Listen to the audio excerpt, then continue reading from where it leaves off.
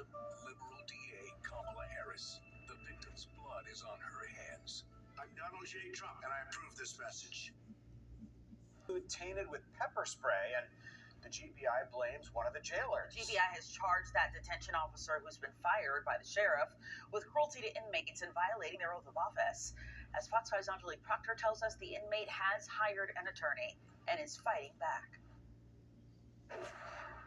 The inmate says he and 5 other prisoners immediately got sick and had to get medical attention from the jail. Excruciating pains, like it's even hard to explain. Like, I don't even wish this experience on my worst enemy. Inmate Brantavia Sims says ingesting pepper spray during his jailhouse breakfast last month was a horrific experience. The 20-year-old says he is flabbergasted that veteran jailer Lolita Leitner has been arrested by the GBI for the stunt. Barrow County jail officials will not allow us to talk to Sims behind bars, but he talked to his attorney, Jackie the Fly Lawyer Patterson, who recorded the conversation. Coughing up blood, I couldn't breathe, my stomach was hurting, I had to put on some medicine called Maaloff. That's not our job to delve out punishment. And this was certainly not justified. Barrow County Sheriff Judd Smith condemns the alleged act and was not sure of the motive. But murder suspect Sims claims the fired officer gave him and 5 other inmates a subliminal warning the day before.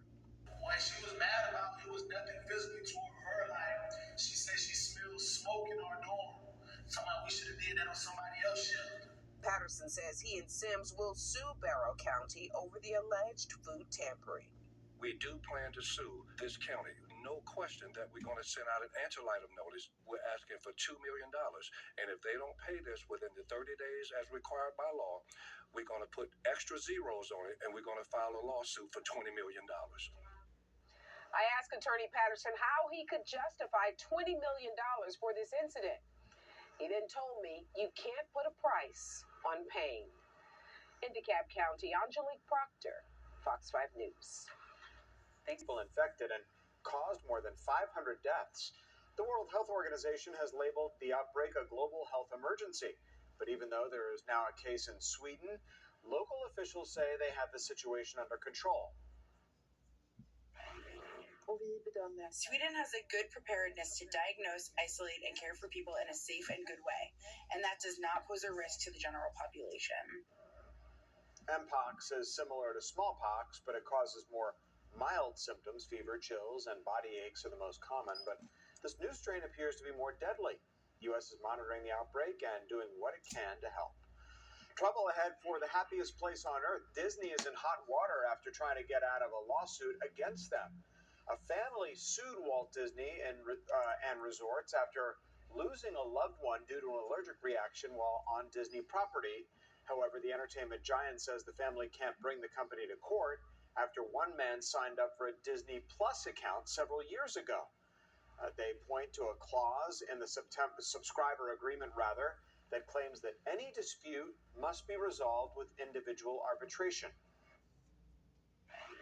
This case sort of takes it another horrifying step further, which is now that contract that you signed or agreed to in the context of a streaming service is suddenly being pulled out by the company and applied to a dispute about your death.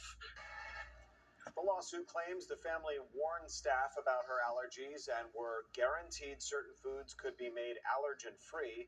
A judge has set a hearing for October the 2nd. All right, time to get a check of the forecast. Woman, then released, then executed a San Francisco family, another illegal, arrested, released, then killed this young boy with a sword, illegal immigrant, convicted, released, then violently fractured a woman's skull. Who released every one of them?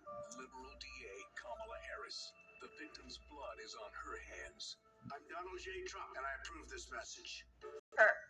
Jeffrey, good to see you. First of all, break down that speech for us.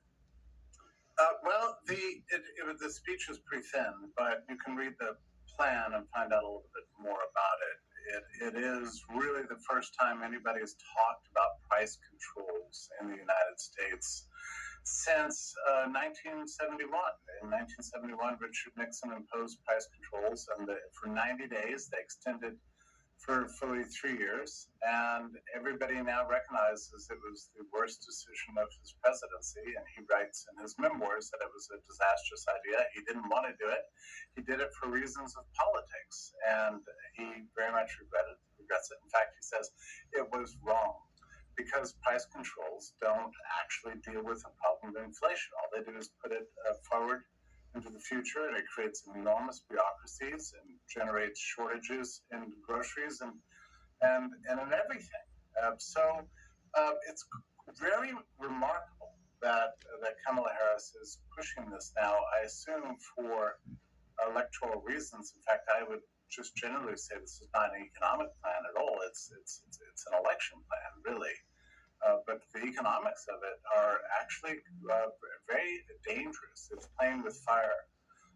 Another aspect of this is the subsidy to first-time home buyers, which is just going to be adjusted in the price of homes themselves, and subsidize a whole other class of people who probably shouldn't be buying homes into buying them at even higher rates, which is going to make people in debt, people with already with too much debt, and make them even more in debt at the expense of everybody else. So, that is kind of we've tried this also, by the way, in Australia, and they found that it only increases the price of homes. So it doesn't actually work to drive down the costs for anybody. So anyway, I'll stop there. But I think this idea of comprehensive price controls on groceries is quite terrible. And in fact, that is not just my opinion. Price gouging doesn't we exist. read people who are normally very much in favor of her candidacy in her election, who have said that this is not the direction the campaign should be going for the good of the country. Right. You mentioned federal price control. She did announce that she would enact the first ever federal ban on what she calls price gouging on food. Has anything similar like this ever happened historically in the U.S. or elsewhere? And can you elaborate on what happened there? Yeah, well, she said it's the first. I don't think that's quite right, because after the closing of the gold window on August 15th, 1971, Nixon did impose comprehensive price and wage controls on everything and set up some major government bureaucracies to manage that. It was supposed to be only for 3 months. It extended all the way for 4 years and achieved absolutely nothing. And I thought we had learned from that. In fact, we have basically a historical record dating back 4,000 years of price controls, and they don't work. She's put it in the form of anti-gouging, but it's a little strange because the grocery business is one of the smallest margin businesses around. Mostly the prices you see at the grocery store are going up, and they have gone up far more than the CPI says. CPI says like 20%, but over 4 years, but it's really close to 35%, and there's some goods that are up 70, 100%, even 200%. But it's the margins that are really important here. Grocery store margins, especially for smaller grocery stores, are in the realm of 1%, 2%, and 3%. So they're just passing on the costs. Let me just pause really quickly to say, one of my favorite small grocery stores, I like to shop at small grocery stores, has basically tripled the price of olive oil. And I love olive oil. When I went in there to buy it, I was in shock, and I said, what are you doing here? This is just crazy. And he said, believe me, I share your pain. I'm not making any more money from this half gallon of olive oil being 3 times what it was just 2 years ago, a year or two ago, than I was then. I mean, I'm making the same amount of money. My costs have gone way up. We are all suffering from inflation. So that's what I appreciated that remark, because it's just true. That's what's true. This is not gouging. This is inflation. This is a consequence of fiscal and monetary policy that is reducing the purchasing power of the dollar and affecting all goods in many different ways. The worry with this control on grocery store prices is that there's no reason to stop there. You might as well move on to energy and electricity and everything else too. So it's a really bad way.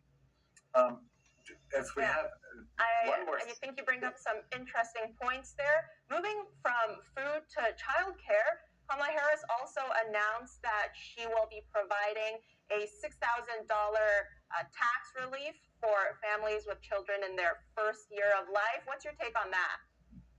Well, I think most people would welcome that, but it's to my mind not quite enough. I mean, it's a strategy taken out of the playbook of Viktor Orban and Hungary, which has a pro-family policy, which I understand that, but it's just for 1 year, and it seems like it's just an election strategy more than anything else. I mean, the other problem is if you get price controls on where most people buy baby food, we could be seeing severe shortages there, and people might be willing to trade in their tax cut just to be able to feed their children, which I don't want to sound histrionic, but it's shortages of groceries is a genuine risk under price controls. So, on one hand, of course, I personally would welcome all tax cuts. I think that's great. They should be matched by spending cuts too.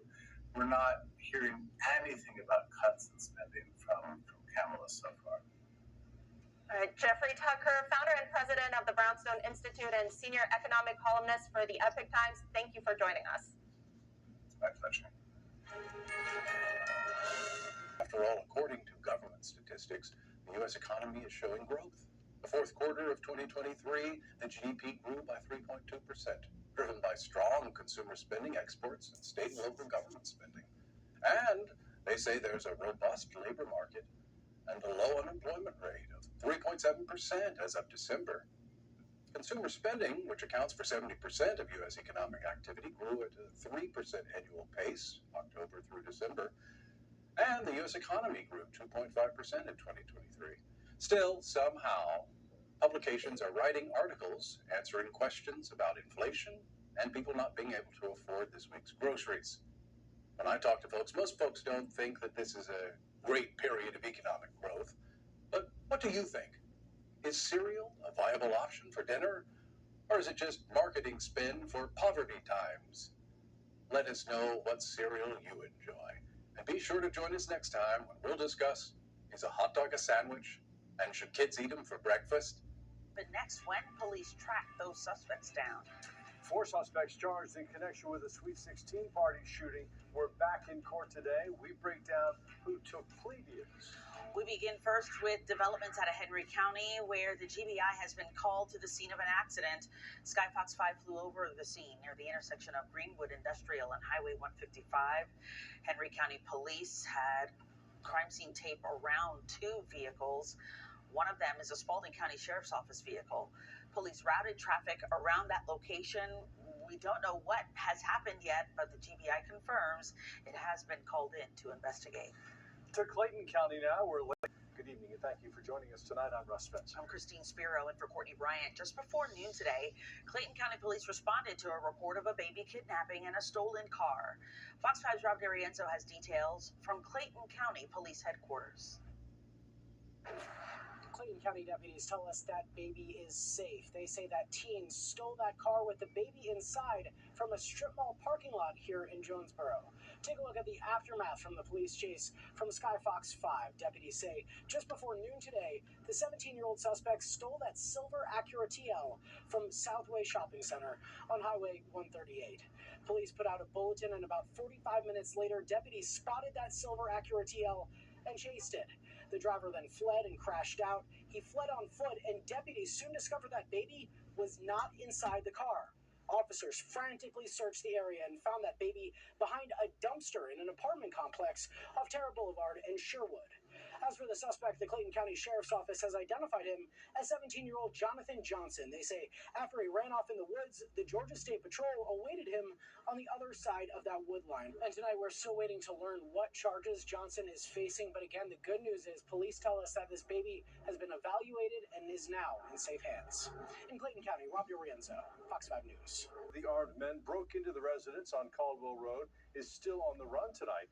Fox 5's Deidre Dukes joins us now live from the scene with the latest. Deidre? And this all started here last night at around 11 p.m. We were told when 4 armed men broke into this residence on Caldwell Road. Now, 3 of them were captured after they tried to outrun police, but 1 is still at large tonight. Andrew Fisher captured this image of a suspect's vehicle speeding off following a late-night home invasion at a neighbor's house on the 2700 block of Caldwell Road. It sounded like gunshots, so we looked outside and we saw like a car drive off. The homeowner was looking at her home surveillance video when she saw 4 armed men inside the residence. The woman called a male friend who drove to the house and confronted the gunman before officers arrived on scene. The man told Fox 5 off camera that he was rapper Tracy T. I was on the phone and I heard like a crack, crack, crack, and I immediately was like, what's going on? This neighbor, who asked us not to show her face, heard the shootout between the rapper and the fleeing suspects. Heard a bunch more shots, so I called the police at 11. Shortly after, saw policemen lining the streets, saw somebody put a marker on my driveway. A responding officer observed the car leaving the neighborhood and pursued the vehicle into Chamblee. It wrecked along Peachtree Boulevard, and the suspects got out of the vehicle and ran off. Officials say an officer shot 19-year-old Albert Eugene Burns, who was reportedly armed. Burns was transported to an area hospital. Police tracked down 22-year-old Davion Harper and 18-year-old Tyson Kamari Kirksey in the area a short time later. They were transported to the DeKalb County Jail. Kind of crazy that it happened here. No one was hurt in that house, which is great, and the cops handled it well. Now, police are asking that anyone with information on that suspect's whereabouts to give them a call. The GBI is investigating the officer-involved shooting. In Brookhaven, Deidre Dukes, Fox 5 News. Deidre, thanks so much. And that incident in DeKalb County was just one of several other investigations opened by the GBI this morning. Gordon County deputies were called to a home on Irwin Hill Church Road near Sonoraville. They found a woman carrying a gun. When she pointed the gun at them, authorities say she was then shot by a deputy. Medics took her to the hospital. She is expected to be okay. Further south in Dublin, the Lawrence County Sheriff's Department also responded to a domestic dispute. It happened at a home on Sooty Pearl Jones Road. While deputies were at that scene, the suspect, Curtis Glenn Purvis Jr., ran into the home and stabbed someone. Investigators say when Purvis emerged from the home holding a knife, deputies shot and killed him. Authorities have taken Purvis's body to the GBI Medical Examiner's office for an autopsy.